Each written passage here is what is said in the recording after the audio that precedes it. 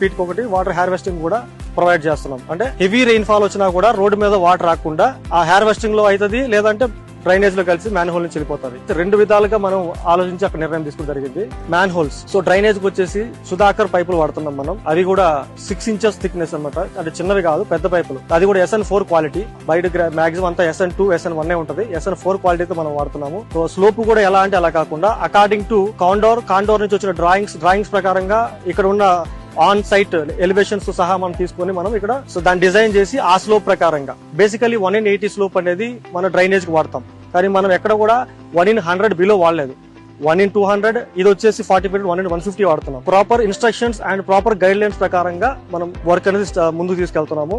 దీంతో పాటు electricity, so kerbing stone, దాని తర్వాత ఫుట్ పాత్, మ్యాన్ హోల్, దాని తర్వాత ప్లాటింగ్ స్టోన్ వస్తుంది.